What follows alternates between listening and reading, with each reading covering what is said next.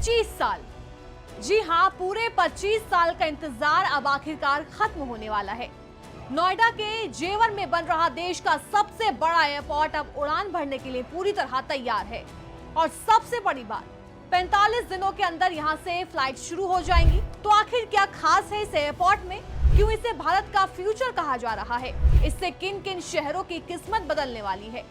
दरअसल नोएडा के जेवर में बनकर तैयार हो चुका है नोएडा इंटरनेशनल एयरपोर्ट। यानी अगर आप दिल्ली, एनसीआर या आसपास के इलाके में रहते हैं तो बहुत जल्द आपको एक नया इंटरनेशनल एयरपोर्ट मिलने वाला है, जहां से आप देश ही नहीं विदेशों के लिए भी उड़ान भर सकेंगे। लेकिन इस एयरपोर्ट की कहानी आज की नहीं है। इसकी शुरुआत होती है साल 2001 से, लेकिन योजना फाइलों में दबती चली गई। इन 25 सालों में यूपी ने 6 मुख्यमंत्री देखे, यानी राजनाथ सिंह, मायावती, मुलायम सिंह यादव, अखिलेश यादव और अब योगी आदित्यनाथ। और देश ने 3 प्रधानमंत्री, अटल बिहारी वाजपेयी, मनमोहन सिंह और अब नरेंद्र मोदी।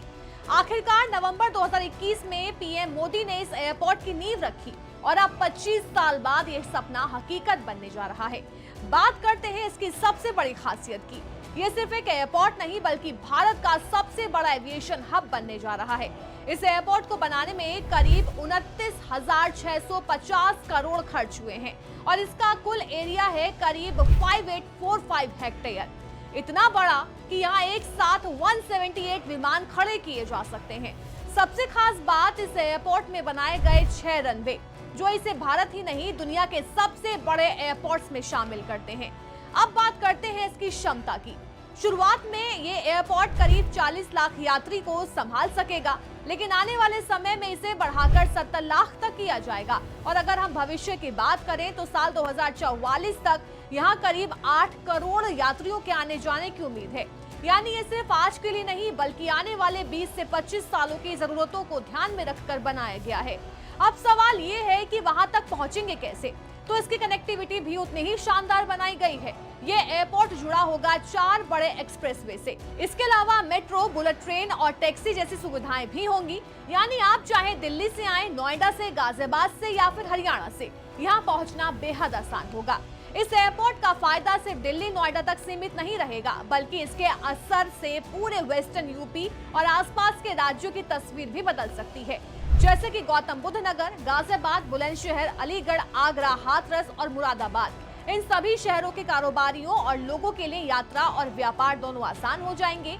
इसके साथ ही उत्तराखंड, हरियाणा और पश्चिमी यूपी के शहरों के लिए सीधी बस सेवाएं भी शुरू की जाएंगी। अब बात करते हैं फ्लाइट्स और सुविधा की। शुरुआत में यहाँ से देश के बड़े शहरों के लिए सीधी उड़ानें मिलेंगी, जैसे कि बेंगलुरु, हैदराबाद, मुंबई और कोलकाता। एयरपोर्ट के अंदर हर चीज को मॉडर्न और स्मूथ बनाया गया है, यानी कि check in area, security hold area और बोर्डिंग गेट्स, सब कुछ हाई टेक और आसान होगा। इसके अलावा food court, rest room, free WiFi, fire station और एयरलाइन ऑफिस भी तैयार हैं। इस एयरपोर्ट का निर्माण ज्यूरिख एयरपोर्ट इंटरनेशनल एजी की कंपनी ने किया है।